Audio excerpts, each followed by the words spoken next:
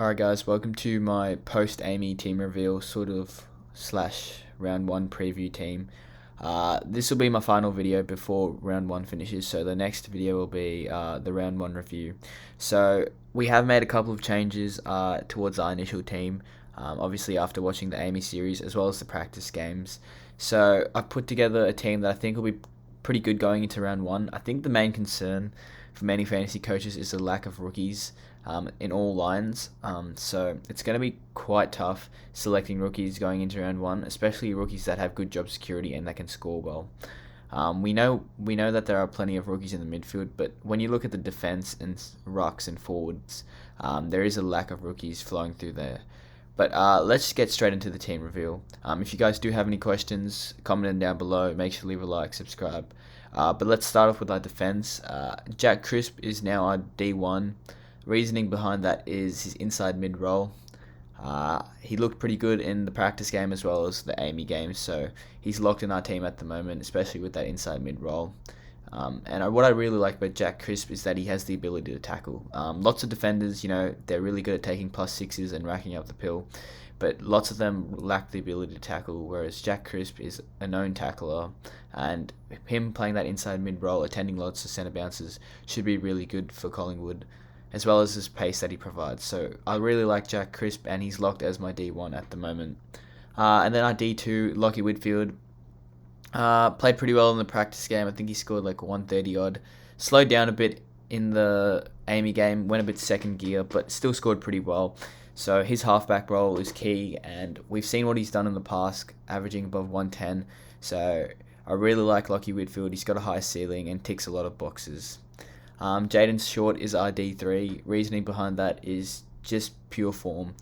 We do know that he is a preseason specialist, but what I like about him is that with Basher Hooley out of the side, he is taking majority of the kickouts, playing on as well most of the time, and the fact that he's scored back-to-back 100s in the preseason is really good. George Hewitt is our next defender. We picked him up because of that role, playing inside mid. There's been talk about Sam Walsh coming back really early in the season, although I think that even if Walsh does come back, that still allows Hewitt to play more inside mid. I don't think it'll really affect his positioning too much. But yeah, he did attend a lot of centre bounces for the Carlton Football Club, and he looked really good. He racked up a lot of the pill. I think it was like 30 odd disposals in that Amy game, and he didn't even lay a tackle. So there you go. You add his tackling towards this game, and he's scoring 100. But I really like George Hewitt. I think he's a safe player, especially with that role that he's playing with Carlton. I think he's one of the players that you can just back in to score, 70 plus most weeks, all the way up to like 110. And then James Sicily, he was really good in the practice game, and he was also pretty impressive in the Amy game, although he didn't show it too much. But I liked Sicily a lot. I wouldn't say he's a lock in my team at the moment, but for his price, there's a lot of upside, and I think that given that he does take kickouts and gets back into footy, I think he should be an 80 to 90 player, potentially even higher this season. So he's sitting there in my team at the moment, and then we've got Paddy McCartan, who played a new role for St Kilda down back, and he looked alright, nothing too impressive. Hopefully he can hold that role, because there is a lack of rookie defenders or sort of cheap defenders in the back line. So Paddy McCartan sits in our team, priced at 271k. Hopefully he can make a bit of money and hold that role down. Jordan Boyd was pretty impressive for Carlton, I think it was. He looked good. And then O'Driscoll, I don't think he'll play, but if he does play, it would be pretty good. But if he doesn't, I think it's fine just to have a player that doesn't play in the opening rounds, because I feel that O'Driscoll, he's definitely not going to play round 1, given that they didn't select him in the Amy game. But he is one to look at, as he might play in the future rounds. So you can use him as a loophole potentially, which is probably what I might be doing, because I feel like he will play in probably like around the mid bit of the season, like around 6 and 7. So he's sitting there at the moment. Good loophole option for any of you coaches that are looking for someone. And then going into our midfield, the bulk of the points scored here. Jack McRae's our M1. I do like Touk Miller and Jack Steele, and if I had unlimited money, I would obviously be choosing both of them, but we don't. So Jack McRae, really impressive preseason game. Really impressive AAMI game. I think he top scored for the AAMI series. So he's locked in my team. He's a great captain option every week. So I really like Jack McRae, and he's locked in my team at the moment. Callum Mills was also really impressive. He didn't play the preseason game, but he did play that AAMI game, and he scored 80 something and a half a footy. So you can imagine what he could have done if he did play that whole game. He could have potentially scored 160. So I really like Callum Mills. He's a great all-round 360 player, marks, tackles, racks up the pill, and can kick an odd goal or two. The only concern with Mills is his injury. I think it was an Achilles injury, and the reason they didn't play him the full game was mainly due to that injury. They just wanted to rest him for a bit. So he should play round one, but there is a lot of risk that comes with Callum Mills. He could be a laid out, that Achilles could flare up and he could cause him problems throughout the game. So it is a really high risk, high reward type of player. But at the moment we're rolling with him, although that might change. And then M3, Adam Treloar. I like the looks of Treloar.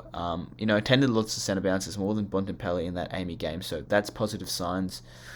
Obviously with Liberatore to come back, might affect him, will probably affect him, so that's something to keep in mind, but he looked pretty good in the preseason game and the AAMI game, so I like Adam Treloar. Matt Crouch didn't do too much, but he did enough to select him in my team.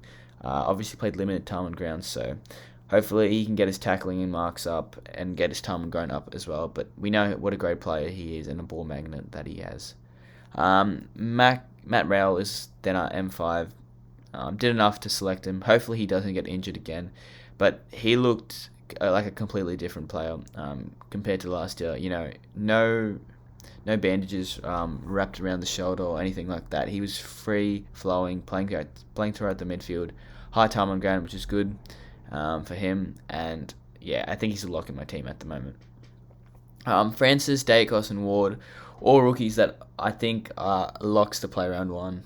Dacos and Horn-Francis especially. Ward will definitely play round one, I feel like.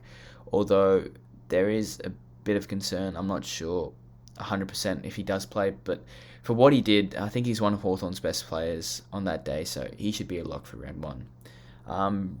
Brady Howe and Cooper Stevens, all players that could play round one, but you never know.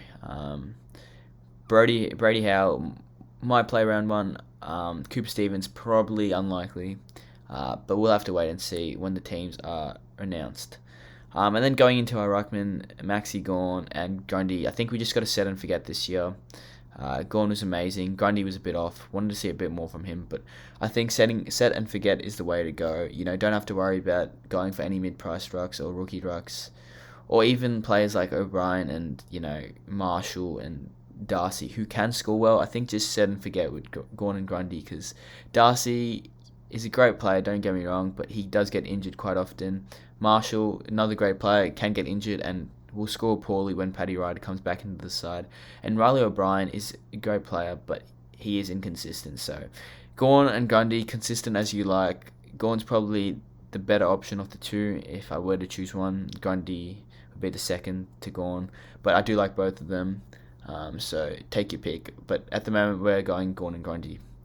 And then Jack Hayes is a 190k ruck. Hopefully he does get a game. Probably not.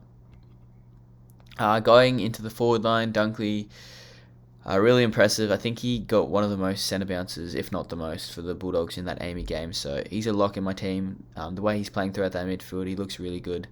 And him along with McRae and Treloar, I'm really keen to see what those three can do. Love having a Bulldog in my team, so those three should score a bulk of points towards my team. Cornelio was really impressive in both games, so he's a definite lock in my team, and he's not playing up forward, he's playing majority midfield, which is what we like to see, and he's scoring well, so great stuff, great signs for Stephen Cornelio. Zach Butters, I think he's playing around 50-50 forward mid split, and when he does play in the midfield, he does look really good. So Ken Hinkley said that he's playing midfield, and he's going to be playing up forward, and he's managing that split pretty well. He's scored 100 and 100 in both games. So he's looking pretty good heading into round one, and I think we can just hope that he can score 90 plus, average 90 plus this season, which I think he should do, given that he does play that midfield role. But I do like the looks of Zach Butter. Then Will Brodie, another player that really impressed me in both the preseason match and the AAMI Amy series. His time on ground is pretty low, so that is one to consider. I think he was going to be playing around less than 70% time on ground for most games, especially with Nat 5 coming back in. So his time on ground will be really low, but for what he's priced at, he provides a lot of value and he has the ability to score 90 plus. So I do like Will Brodie as an option. And then we got Rochelle and Hugo Ralphsmith, both priced around the same amount of money. So both of them should score well. Ralphsmith would probably be the better scorer of the two just because he's playing throughout the half back. But Rochelle should score around the 50 to 70 mark most games. So he's one that you can field, I feel like. And Ralphsmith's one that I definitely will field if he is named round one. But I do like both of those players. Ralphsmith in particular, especially with that half-back role, taking marks, getting a lot of contested ball as well in the back line. So he looks good. Rochelle's a lock for round one, so he looks alright. But yeah, it's a bit of a concern fielding someone like Rochelle. I think that's how you say it, going into round one, because he's a type of player that can score really well. He has that ability to as a rookie. But then again, playing up forward, you probably don't want any rookies playing up forward in your team because they have the ability to just fall out and forget about the game and lose connection, and potentially score really poorly, as we've seen in the past with rookies playing up forward. But I think just his tackling ability and the way he goes about his footy, he's just hungry for it. So I do like Rochelle, and I feel like I can field him. So we've got him and Ralphsmith there, and hopefully they can score well. And then our final two players, De Koning and Martin, as well as Baldwin in the utility spot. We'll switch these two around, but basically, yeah, De Koning I think will play round one. The way he played was too good to ignore. Martin and Baldwin, I'm not too sure. Both of them looked alright for how they played. So you never know, they could get a game. But like I said, yeah, the lack of rookies is a big concern going into round one. But yeah, that's basically how our teams are shaping up at the moment. There might be a couple of changes going into round one. I think the main changes would probably be someone like Callum Mills, Sicily potentially, and maybe like a Rochelle going on my bench and fielding another premium forward. But I think players like McRae, Treloar, Dunkley, Cornelia, Butters, Gordon, Grundy, all those type of players, Crisp, Whitfield, Short, they all locked in my team because they're proven because how they played in both games. So I'm pretty happy with how my team's looking, especially the structure, and we should be pretty good going into round one. If you guys do have any questions, make sure to comment down below, leave a like, subscribe, and I'll see you guys after round one. All the best.